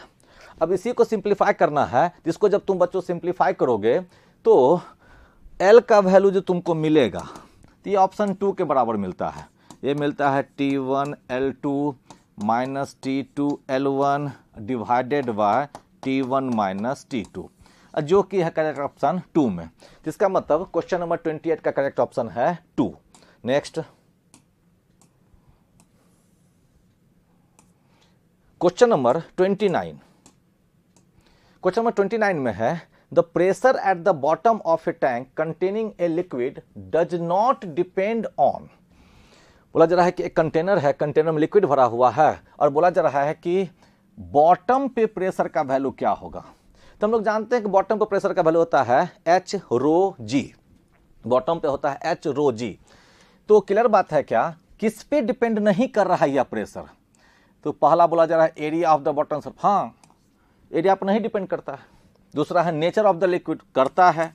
हाइट ऑफ द लिक्विड, करता है। एक्सीलरेशन ड्यू टू ग्रेविटी, हाँ करता है। देखो ना, एच रो जी, एच हो गया हाइट, रो हो गया nature of the liquid, h rho g, g हो गया एक्सीलरेशन ड्यू टू ग्रेविटी, तो नहीं डिपेंड करता हुआ ऑप्शन जो है वह है ऑप्शन 1। तो 29 का करेक्ट ऑप्शन है 1। Next question number 30। Question number 30 में है बच्चों, a vessel contains oil density is equal to 0.6 gram per centimetre cube over mercury density is equal to 13.6 gram per centimetre cube. A homogeneous sphere floats with 2/3 of its volume immersed in mercury and other 1/3 in oil. The density of the metal of the sphere is what? ये भी simple question है बच्चों। मतलब नीचे mercury है, ऊपर तेल है, वायल है, अब उसमें एक स्फीयर रख दिया गया है। उस स्फीयर का कुछ पोर्शन नीचे डूबा हुआ, कुछ पोर्शन ऊपर है, और बोला जा रहा है कि वह फ्लोट कर रहा है। तो लॉ ऑफ फ्लोटेशन हम लोग जानते हैं कि ऊपर की ओर लगने वाला जो फोर्स होगा वह होगा बायंसी फोर्स, नीचे लग रहा होगा उसका वेट, तो उसका वेट, तो क्लियर बात है कि बायंसी फोर्स उसके वेट को कर ले रहा होगा काउंटर बैलेंस। तो सीधी सी बात है कि उसका वेट जो होगा वह होगा mg, और mg जो होगा वह होगा v dg। v हो गया उस स्फीयर का वॉल्यूम, d हो गया उस स्फीयर का डेंसिटी, और g हो गया g, ठीक है। और बायंसी फोर्स जो होगा, तो buoyancy force by mercury plus buoyancy force by oil, ये लिखना होगा। तो it is the v/3 rho 1g plus 2v/3 rho 2g। 1/3 था वायल में, तो यहाँ वायल की डेंसिटी लिखना है, और 2/3 था मरकरी में, तो यहाँ पर मरकरी का डेंसिटी लिखना है। अब सारे वैल्यूज को अगर मैं पुट कर देता हूं, तो पहले ये भी हो गया, कैंसिल आउट। यह जी हो गया, कैंसिल आउट। तो बच्चों यह जो डी तुमको मिल रहा है, यही तो क्वेश्चन है कि डेंसिटी ऑफ द मेटेरियल। तो डी इज इक्वल टू हो गया rho 1 divided by 3 plus 2 rho 2 divided by 3। सारा वैल्यू इसमें अगर हम लोग पुट कर देते हैं, तो इसका करेक्ट ऑप्शन मिल जाता है बच्चों 4। मीन्स यह मिल जाता है 9.3 ग्राम पर सेंटीमीटर क्यूब। तो इसका सही करेक्ट ऑप्शन है 4। Next question number 31। Question number 31 है बच्चों, streamline flow is more likely for liquids. अच्छा, मतलब किस तरह के लिक्विड स्ट्रीमलाइन फ्लो को शो करते हैं, ये क्वेश्चन कहा जा रहा है। मतलब क्या कि streamline flow is more likely for liquids. तो लिक्विड, कैसा लिक्विड हो जो कि स्ट्रीमलाइन फ्लो सही तरीके से शो करता हो। ज्यादातर वह लिक्विड जो कि स्ट्रीमलाइन फ्लो शो करता हो, उसकी पूछी जा रही है कि प्रॉपर्टीज क्या होगा। तो पहला बोला जा रहा है high density high viscosity, wrong. दूसरा बोला जा रहा है low density low viscosity, wrong. Low density high viscosity, yes यही सही होगा। हाई डेंसिटी लो विस्कोसिटी, गलत। तो इसका करेक्ट ऑप्शन रह रहा है बच्चों option 3। Next question number 32। Question number 32 में है बच्चों, a beaker of radius 20 centimetre is filled with liquid of surface tension 0.075 newton per metre, force across an imaginary diameter on the surface of the liquid is. हाँ, simple सा question है। अरे बोल दिया गया है कि एक बीकर है जिसका रेडियस दे दिया गया है 20 सेंटीमीटर, और लिक्विड का सरफेस टेंशन भी बता ही दिया गया है। अब आपसे पूछा जा रहा है कि उसके सरफेस पर कितना का फोर्स लग रहा होगा। तो सिंपल से हम लोग कह देंगे कि फोर्स जो हो जाएगा वो हो जाएगा surface tension multiplied by diameter. उसका जो सरफेस होगा तो सरफेस का जो लेंथ होगा वो होगा डायमीटर के बराबर। तो सरफेस टेंशन का वैल्यू दे ही दिया है 0.075 न्यूटन पर मीटर, और डायमीटर तो रेडियस 20 सेंटीमीटर है, तो ये हो जाएगा क्या 40 सेंटीमीटर। तो 40 × 10⁻⁻², ये हो जाएगा इतना -2। तो इसको जब तुम सॉल्व करते हो तो यह मिल जाता है 3 × 10⁻² न्यूटन के बराबर। यह है ऑप्शन 2 में। तो इसका मतलब 32 का करेक्ट ऑप्शन है option 2। Next question number 33। Question number 33, A solid ball of volume V experiences a viscous force F when falling with a speed V in a liquid. If another ball of volume 27V with the same velocity V is allowed to fall in the same liquid, it experiences a force. देखो बच्चों, यह जो question है Stokes theorem या Stokes law जो था वह, जिसमें विस्कोसिटी की बात होती थी, हम लोग जानते हैं क्या कि अगर कोई ऑब्जेक्ट को विस्कस लिक्विड में डाल देते हैं तो विस्कस फोर्स का जो वैल्यू होता है वो होता है 6 पाई, ओके, एटा रो इंटू भी। एटा हो गया कोफिशिएंट ऑफ विस्कोसिटी, आर जो है वो हो जाता है वह जो गिर रहा है सॉलिड उसका रेडियस, अभी हो जाता है वह टर्मिनल स्पीड जिससे वो नीचे गिर रहा है। अब जो क्वेश्चन दिया हुआ है बच्चों उसमें देखता हूं मैं, क्योंकि सॉलिड बॉल दिया है और वॉल्यूम V, ठीक है, और उस पर विस्कस फोर्स लग रहा है F, V स्पीड से नीचे गिर रहा है, और दूसरा जो वॉल्यूम है वह दे दिया गया है 27V। तो बॉल है तो स्फेयर होगा, तो स्फेयर का वॉल्यूम हो जाता है 4/3 पाई r क्यूब, ठीक है। अब अगर इसका वॉल्यूम मैं कर देता हूं V डैश है, जिसका वैल्यू मैं कर रहा हूं किया है 27V, यानी कि 27 multiplied by 4/3 pi r dash cube. तो देखो बच्चों यहाँ लिखा जा सकता है कि 4/3 पाई, इसको मैं लिख सकता हूँ 3r का क्यूब। इसका मतलब यह है क्या कि ये पहले बॉल का रेडियस अगर r है तो दूसरे बॉल का रेडियस हो जा रहा है कितना, 3r। बस हो तो गया। अब देखो विस्कस फोर्स जो है वह r का डायरेक्टली प्रोपोर्शनल रह रहा है, तो अगर स्पीड जिससे गिर रहा है उसका वैल्यू सेम है, तो अब देखो तो रेडियस का वैल्यू पहले बॉल का है r और दूसरे बॉल का है 3r, तो वह बॉल जब नीचे गिरेगा तो एक पे लग रहा था बच्चों फोर्स F, तो दूसरा बॉल पर फोर्स लगेगा 3r, मतलब क्या 3F। सिंपल सा क्वेश्चन। तो उस पे लगने वाला जो विस्कस फोर्स होगा उसका वैल्यू होगा 3F, यानी कि क्वेश्चन नंबर 33 का करेक्ट ऑप्शन है ऑप्शन 1। Next question number 34। देखो question number 34, capillary tube of radius r is immersed in water and water rises in it to a height h। The mass of the water in the capillary is 4 gram, is the 4 gram. Another capillary tube of radius 4r is immersed in water. The mass of water that will rise in this tube is। देखो बच्चों यह जो question है यह question capillary action tube का है। तो capillary action tube का है तो हम लोग जानते हैं क्या कि कैपिलरी एक्शन ट्यूब में height multiplied by radius constant रहता है। अगर लिक्विड का नेचर सेम है तो कैपिलरी में आप जानते हैं कि जो लिक्विड ऊपर जाता है तो उसकी हाइट मल्टीप्लाइड बाय कैपिलरी का जो रेडियस है वह दोनों का प्रोडक्ट जो है वह रहता है रिमेन्स अनचेंज्ड। तो देखो तो पहले ट्यूब में रेडियस r था और वह h हाइट तक गया था, तो पहला में हो गया h multiplied by r।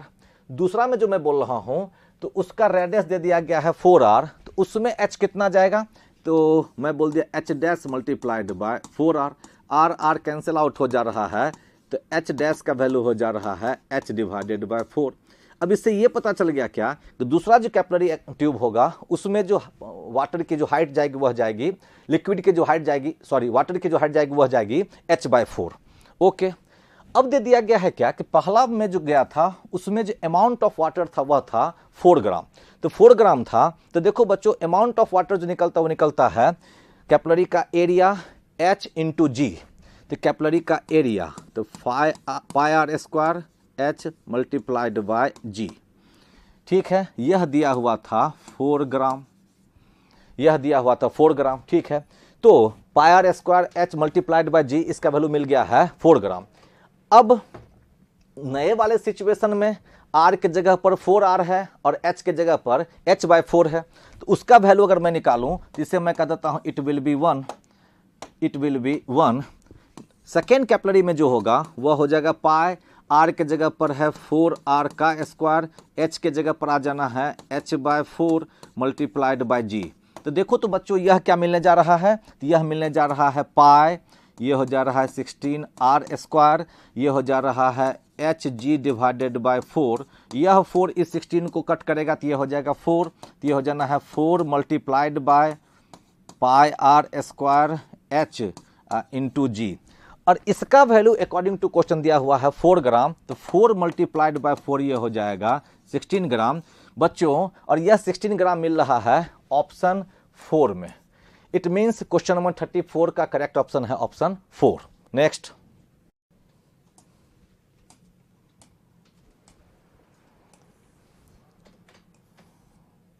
Question number 35। Question number 35 statement 1 statement 2 बोला है बच्चों। स्टेटमेंट 1 है it is better to wash the clothes in hot soap solution. और स्टेटमेंट 2 है the surface tension of hot solution is less than the surface tension of cold solution. तो इसमें पहले यह पता करना है कि कौन सही कौन गलत। मैं फिर से पढ़ता हूं स्टेटमेंट 1 को। It is better to wash the clothes in hot soap solution, सही है। यह तुम पढ़ते हो, पढ़ाया गया है सरफेस टेंशन वाले टॉपिक में कि अगर साबुन के सॉल्यूशन को थोड़ा गर्म कर दिया, गर्म पानी से सॉल्यूशन अगर बनाया जाए तो उससे कपड़ों को साफ करना बेहतर रहता है, सही से कपड़ा साफ हो पाता है। सही स्टेटमेंट है। दूसरा बोला जा रहा है the surface tension of hot solution is less than the surface tension of the cold solution. यह भी सही है, यह भी सही है। हाँ, हॉट सॉल्यूशन का सरफेस टेंशन कम हो जाता है बनिस्बत कोल्ड सॉल्यूशन के, और इसी कारण से कपड़ा सही तरीके से धुल पाता है। बात सही है, ठीक है। तो अगर देखा जाए तो स्टेटमेंट दोनों सही है, तो इसमें करेक्ट ऑप्शन हो जाएगा ऑप्शन 3। हाँ, अगर इसमें ऑप्शन ऐसा रहता ना कि करेक्ट एक्सप्लेनेशन है कि नहीं है, तो बच्चों सचमुच में स्टेटमेंट 2 स्टेटमेंट 1 का करेक्ट एक्सप्लेनेशन भी होता, वह करेक्ट एक्सप्लेनेशन भी होता। लेकिन इस तरह का ऑप्शन इसमें नहीं है, तो इस हिसाब से 35 का करेक्ट ऑप्शन रहेगा ऑप्शन 3। नेक्स्ट,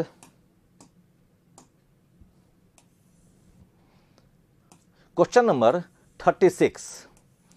क्वेश्चन नंबर 36 देखो बच्चों, क्वेश्चन नंबर 36 में है consider the following statements. Consider the following statements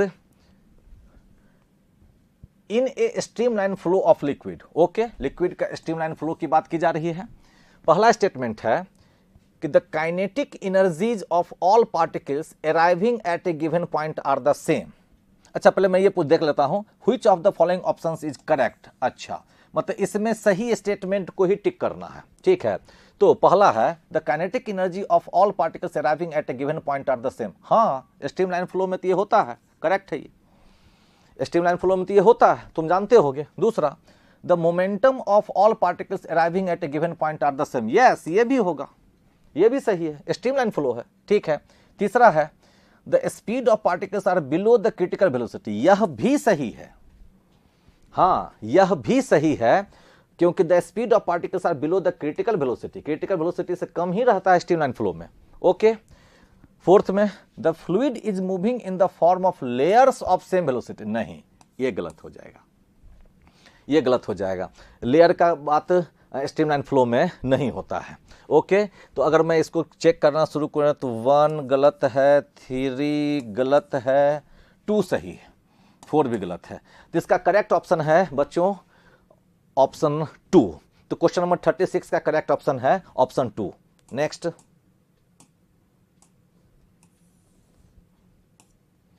question number 37। Question number 37 में है बच्चों इन हाइड्रोलिक लिफ्ट। तो हाइड्रोलिक लिफ्ट का मतलब तुम जानते होगे कि पास्कल लॉ लागू होता है, पास्कल लॉ लागू होता है, ठीक है। Compressed air exerts a force F1 on a small piston having a radius 4 cm. This pressure is transmitted to second piston of radius 16 cm. If the mass of the load to be lifted 2000 kg, find the value of F1.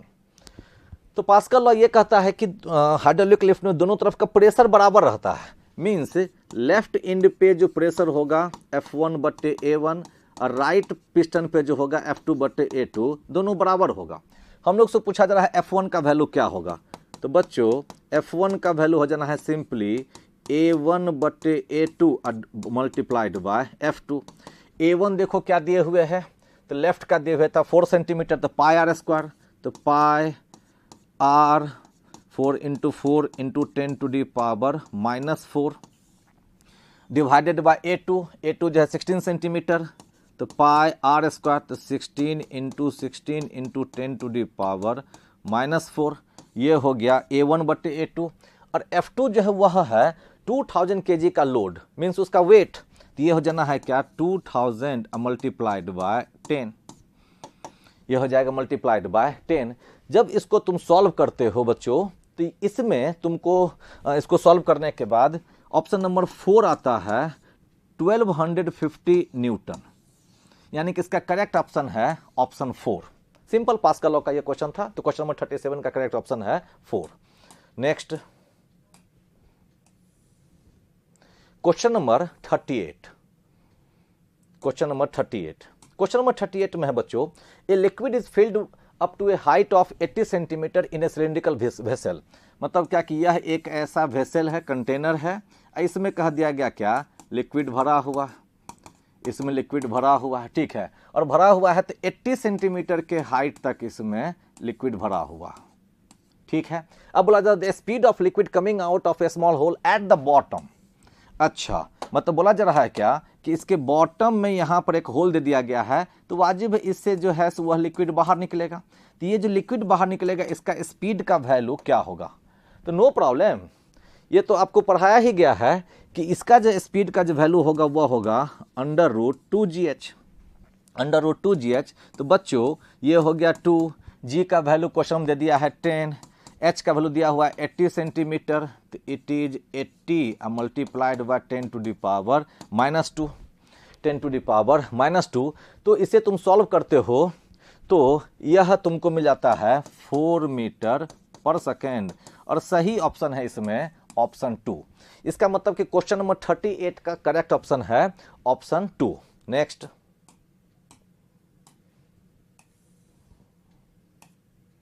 Question number 39। Question number 39 में है बच्चों, a constant power P is applied to a car starting from rest if V is the velocity of the car at time t, then.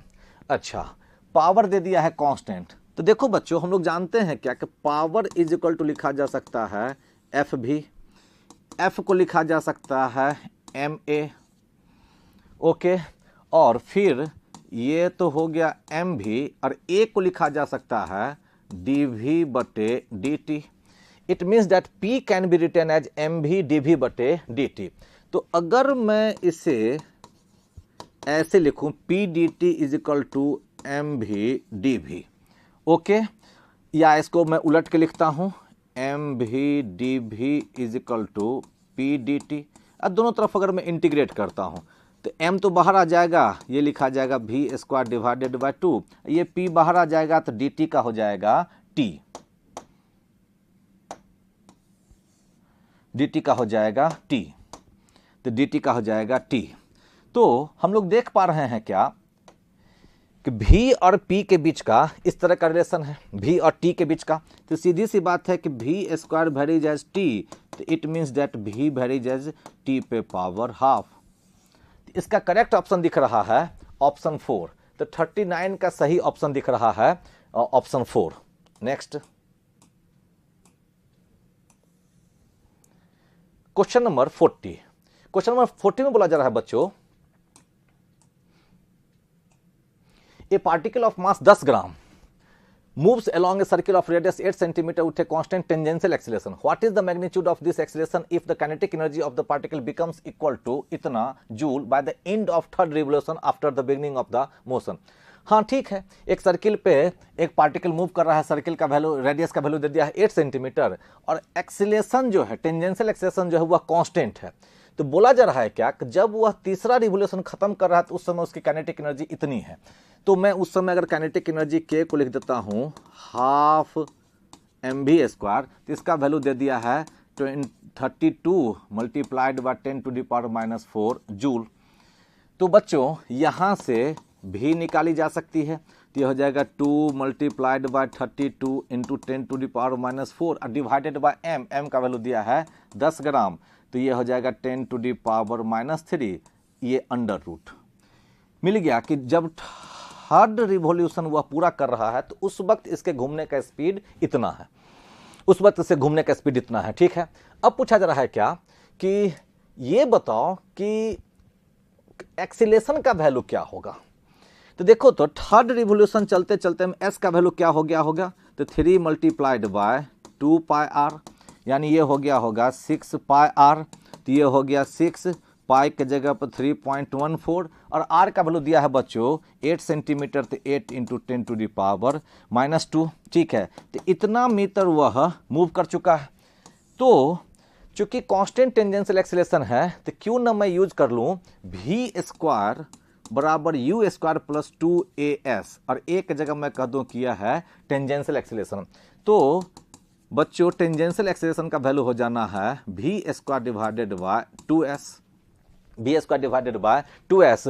तो देखो बच्चों v का value यहां से और s का वैल्यू यहां से ला के अगर तुम इसमें पुट करते हो, तो तब तुम पाओगे कि इसको सॉल्व करने के बाद वैल्यू मिलता है 0.2 मीटर पर सेकेंड स्क्वायर। इसका मतलब यह हो गया क्वेश्चन नंबर 40 का करेक्ट ऑप्शन है ऑप्शन 1। नेक्स्ट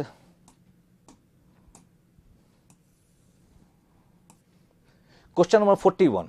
क्वेश्चन नंबर 41 में है बच्चों 2 billiard balls of mass 0.08 kilogram each moving in opposite directions with 15 meter per second collide and rebound with the same speed. If the time duration of contact is t is equal to 0.016 second, then what is the force exerted on the ball due to the each other? Simple सा है, दो ball है, billiard ball है, ऐसे टकराया और टकराने के बाद अपोजिट डायरेक्शन में रिबाउंड हो गया, मास दे दिया है, चलने का स्पीड दे दिया है, तो हम लोग जानते हैं कि टकराएगा रिबाउंड हो जाएगा, तो चेंज इन मोमेंटम हो जाता है 2mv के बराबर। चेंज इन मोमेंटम हो जाएगा 2mv के बराबर। तो बच्चों तो ये हो गया 2m के जगह पर है 0.08 और v का वैल्यू क्वेश्चन दिया हुआ है 15। इतना हो गया चेंज इन मोमेंटम। अब तुमसे पूछा जा रहा है कि इसमें जो टाइम लगा है, तो टाइम इंटरवल का वैल्यू भी दे दिया है, वह है 0.016। तो पूछा जा रहा है कि फोर्स कितना लगा होगा, तो it is the change in momentum divided by time interval, it is the 2 into 0.08 into 15 और डिवाइडेड बाय 0.016। और इसको जब तुम सॉल्व करते हो तो मिलेगा तुमको 150 न्यूटन, यह तुमको मिल जाता है 150 न्यूटन। इसका मतलब किसका करेक्ट ऑप्शन है ऑप्शन 4। क्वेश्चन नंबर 41 का करेक्ट ऑप्शन है ऑप्शन 4। Next question number 42। 42 में है बच्चों कि on A banked road, banked road, which force is essential to provide the necessary centripetal force to a car to take a turn while driving the optimum speed? ये तो simple question है बच्चों, इसका तो सही जवाब 2 होगा, component of normal reaction. Bank road पर जब गाड़ी घूमती है तो बैंकिंग का मतलब ही आता है n cos theta, n sin theta, और n sin थीटा इससे प्रोवाइड करता है नेसेसरी सेंटीपिटल फोर्स, यही पूछ रहा है। तो कंपोनेंट ऑफ नॉर्मल फोर्स ही उसको प्रोवाइड कर रहा है नेसेसरी सेंटीपिटल फोर्स, तो आंसर होगा 2। 42 का करेक्ट ऑप्शन है 2। Next question number 43। 43 में है बच्चों A body of mass 10 kg explodes at rest into 3 fragments with masses in the ratio 1:1:3. Okay, the fragments with equal masses fly in mutually perpendicular direction with speeds 12 meter per second. The velocity of heaviest fragment in okay, इसका मतलब यह है कि यह एक body था, फटा, 3 part में बटा, एक इधर गया, दूसरा इधर गया, पूछा जा रहा है तीसरा किधर जाएगा।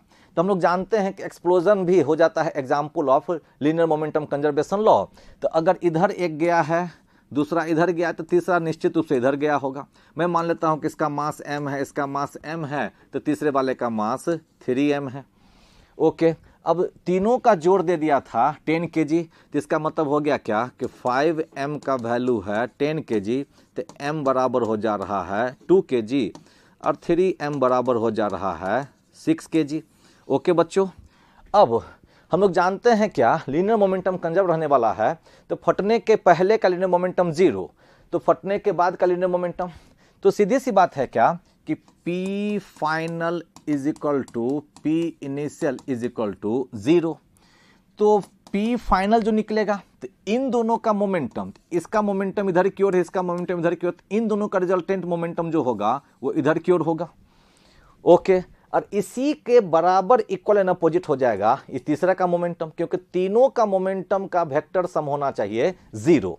तो सीधी सी बात है कि इसका जो मोमेंटम होगा तो वो लिखा जाएगा 3m multiplied by v dash, और इसका जो दोनों का जो मोमेंटम होगा तो उसका रिजल्टेंट हो जाएगा अंडर रूट mv का स्क्वायर प्लस mv का स्क्वायर, जो कि दे रहा है mv रूट 2।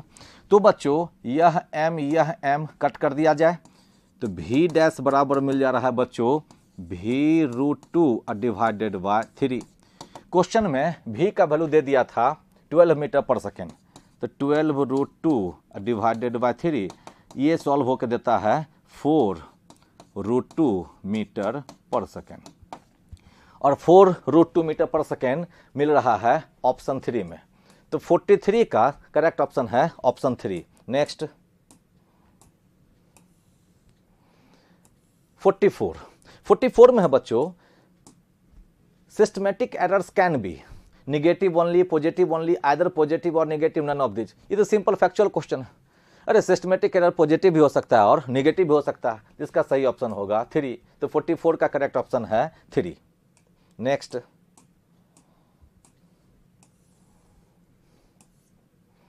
45 बोला जा रहा है a stone falls from a balloon that is descending at a uniform rate of 20 metre पर सेकेंड। इसका मतलब यह कि मान लिया जाए कि यह एक हॉट एयर बैलून है, यह हॉट एयर बैलून जो है वो ऊपर नहीं जा रहा बल्कि नीचे जा रहा है, नीचे आ रहा है वह u स्पीड से। ऐसे u का वैल्यू दे दिया है 20 मीटर पर सेकेंड। ओके, अब इसमें से कोई बंदा एक स्टोन को छोड़ा है, तो हम लोग जानते हैं क्या कि मूविंग ऑब्जेक्ट से अगर कोई ऑब्जेक्ट डिस्कनेक्ट होता है तो डिस्कनेक्टेड ऑब्जेक्ट की भी वेलोसिटी वही हो जाती है, यानी कि यह नीचे की ओर इसकी वेलोसिटी हो जाएगी u के बराबर। अब बोला जा रहा है कि 5 सेकेंड वो कितना डिस्प्लेसमेंट तय किया है। सिंपल, डिस्प्लेसमेंट h बराबर हो जाना है ut plus half gt square. u के जगह पर है 20 और t के जगह पर 5, ये हो गया, plus it is half, g का वैल्यू है 10 और t दिया है 5, तो इट इज 5 मल्टीप्लाइड बाय 5, तो ये हो जाएगा 25 अब प्लस ये हो जाना है 125, तो इसका वैल्यू हो जाना है 125, तो ये हो जाना है 100, ये 100, तो ये हो जाना है 225, तो इसका सही ऑप्शन दिख रहा है 4। तो 45 का करेक्ट ऑप्शन है 4। Next question number 46। Question number 46 में है बच्चों if vector A and vector B then the unit vector along A plus B is. Vector chapter का क्वेश्चन है, पूछा जा रहा है कि दो वेक्टर दे दिया है ए एंड बी, अब बोला जा रहा है क्या उसके रिजल्टेंट की तरफ यूनिट वेक्टर बताओ। तो सिंपल सा पहले हम लोग निकाल लेंगे ए प्लस बी और उसमें डिवाइड कर देंगे इसके मैग्नीट्यूड से, यह दे देगा उसके तरफ का यूनिट वेक्टर। तो ए प्लस बी हो जाएगा बच्चों 3 + 1 4i cap, 1 + 2 3j cap, 2 + -4 -2k cap, divided by इसका मैग्नीट्यूड a प्लस बी का मैग्नीट्यूड, तो √4 का स्क्वायर हो जाएगा 16, 3 का स्क्वायर हो जाएगा 9 और -2 का स्क्वायर हो जाएगा 4। ठीक है, तो ये हो जाना है 4i cap plus 3j cap -2k cap whole divided by ये हो जाना है 29। तो 46 का करेक्ट ऑप्शन रह रहा है ऑप्शन 2। नेक्स्ट